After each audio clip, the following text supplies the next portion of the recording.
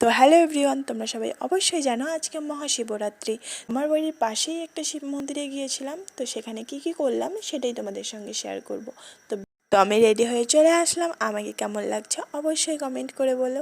আমাদের বাড়ির পাশেই বলে আমি হাঁটতে হাঁটতে বেরিয়ে পড়লাম যাওয়ার উদ্দেশ্যে। আর আমার সঙ্গে ছিল আমার বুনু আর মাসি। এই জায়গাটার নাম হলো ভাগ্নের পাট।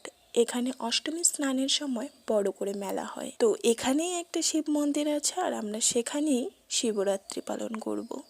অন্যবার এখানে অনেকটাই ভিড় থাকে, কিন্তু এইবার সেরকম একটা ভিড় নেই।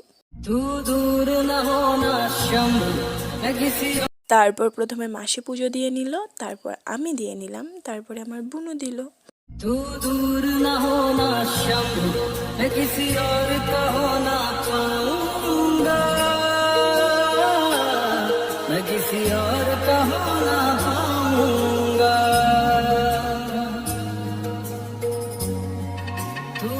তো তারপরে আমরা একটু ফটো টটো তুলে নিলাম, ভিডিও টিডিও করে নিলাম, তারপরে বাড়ি যাওয়ার উদ্দেশ্যে বেরিয়ে পড়লাম। ভিডিওটা তোমাদের কেমন লাগলো অবশ্যই কমেন্ট করে বলো, আর তোমরা শিবরাত্রি কীভাবে পালন করলে অবশ্যই কমেন্ট করে বলো।